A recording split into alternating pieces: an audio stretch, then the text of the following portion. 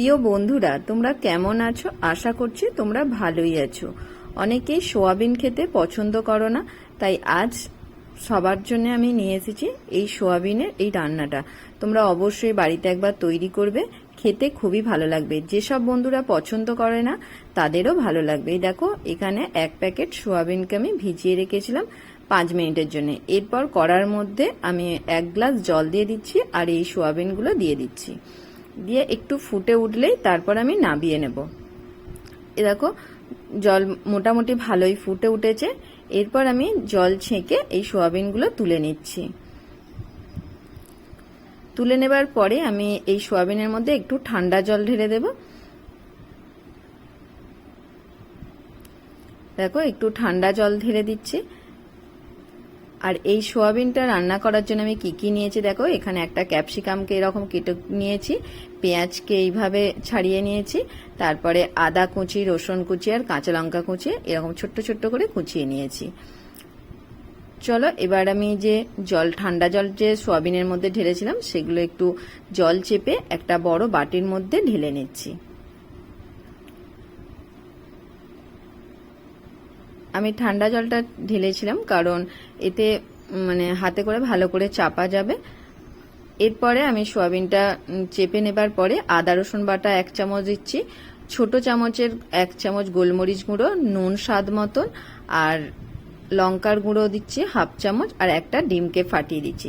তোমরা যদি এটা নিরামিষ করতে চাও তাহলে পেঁয়াজ আর এই ডিমটা না দিলেও চলবে।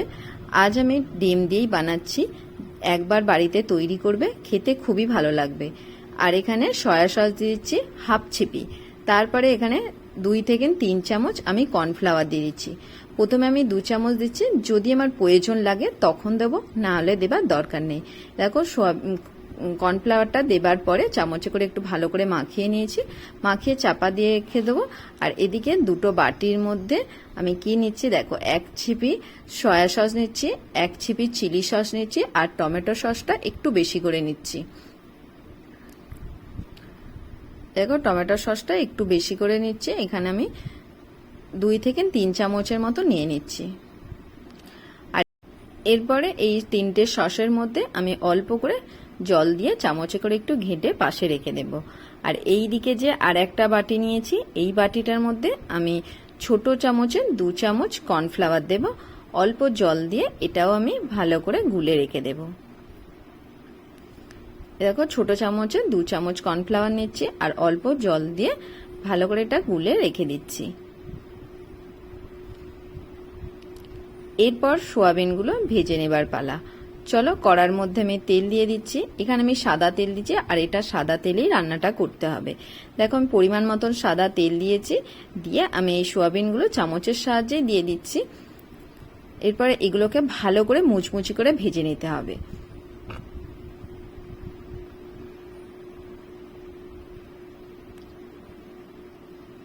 যতটা পরিমাণ হবে ততটা পরিমাণ প্রথমে দিয়ে দেবো, তারপর আবার শেষে আর একবার ভেজে নেব। দেখো, আস্তে ভাবে নেড়ে নিচ্ছি, নেড়ে উল্টে পাল্টে মুচমুচে করে ভেজে নেব। কিছুই ব্যাপার না, খুবই তাড়াতাড়ি হয়ে যায় আর খুবই সহজেই রান্নাটা হয়ে যায়। সন্ধ্যের দিকে রুটি, লুচি, পরোটা সবার সঙ্গে খেতে খুবই ভালো লাগবে। দেখো, মুচমুচে করে ভাজা হয়ে গেছে। দেখো কতটা সুন্দর কালারটাও এসেছে। এরপর আমি এগুলো তুলে নেব। তোমরা এগুলো সন্ধ্যের চা কফির সঙ্গেও খেতে পারো, খেতে খুবই ভালো লাগবে। আবার আমি যেইভাবে রান্নাটা করছি সেইভাবেও করতে পারো।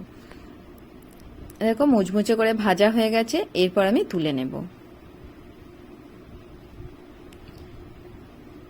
প্রত্যেকটা সোয়াবিন আমি ভালো করে এরকম মুচমুচে করে ভেজে নিয়েছি। এরপর একটু তেল কমিয়ে নিয়ে তারপর অল্প তেলের মধ্যে এখানে 2 চামচের মতন তেল দিয়েছি। তারপর রসুন কুচি আর কাঁচা লঙ্কা কুচিটা দিচ্ছি। 2-1 নেড়ে নেবার পরে আদা কুচি আর পেঁয়াজ কুচিটাও দিয়ে দিচ্ছি। পেঁয়াজটা দেখো এইভাবে আমি কেটে নিয়েছি। তার কিছুক্ষণ পরে আবার একটু নেড়ে চেড়ে নেবার পরে ক্যাপসিকামটাও দিয়ে দিচ্ছি। দিয়ে একটু ভালো করে নেড়ে চেড়ে নিচ্ছি। তবে খুব বেশি ভালো করে আমি ভাজবো না, হালকা হাতে 2-1 নেড়ে ছেড়ে নিলেই হবে। এরপর আমি স্বাদ অনুযায়ী নুন দিয়ে দিচ্ছি আর 1 চামচ চিনি দিয়ে দিচ্ছি। চিনিটা দিলে তরকারির টেস্ট খুব সুন্দর আসে। তাই আমি চিনিটা 1 চামচ দিয়ে দিচ্ছি, আর এখানে যে 3টে সস যে আমি জল দিয়ে যে মাখিয়ে রেখেছিলাম সেটাও দিয়ে দিচ্ছি। দিয়ে অল্প করে জল দিয়ে দিচ্ছি, আবার একটু ভালো করে নেড়ে চেড়ে নেব। দেখো নেড়ে চেড়ে নেবার পরে আর এই যে সোয়াবিনগুলো যে ভেজে রেখেছিলাম সেগুলো দিয়ে দিচ্ছি, দিয়ে আবার একটু হালকা হাতে নেড়ে চেড়ে নিচ্ছি। তারপর পরিমাণ মতন জল দিয়ে দেব, তবে খুব বেশি আমি জলটা দেব না, অল্প করে জল দিলেই হবে। এই গ্লাসটার হাফ গ্লাস আমি জল দিয়েছি, দিয়ে ভালো করে নেড়ে চেড়ে নিচ্ছি। একটু কিছুক্ষণ পরে আমি নাবিয়ে নেব। নাবিয়ে নেবার আগে আমি এখানে যে কর্নফ্লাওয়ারটা যে গুলে নিয়েছিলাম সেই কর্নফ্লাওয়ারটা দিয়ে দিচ্ছি, দিয়ে ভালো করে একটু নেড়ে চেড়ে নিয়ে দেখো নাবিয়ে নিচ্ছি। কত সহজে কত তাড়াতাড়ি রান্নাটা হয়ে গেল বলো তো। তোমরা এইভাবে বাড়িতে তৈরি করবে, তৈরি করে আমাকে অবশ্যই একটা কমেন্ট করে জানাবে কেমন লেগেছে। যদি ভালো লাগে লাইক শেয়ার অবশ্যই করবে। এই দেখো এবার আমি ঢেলে নিচ্ছি। দেখতে কতটা সুন্দর লাগছে বলো তো, কালারটা কি সুন্দর এসেছে।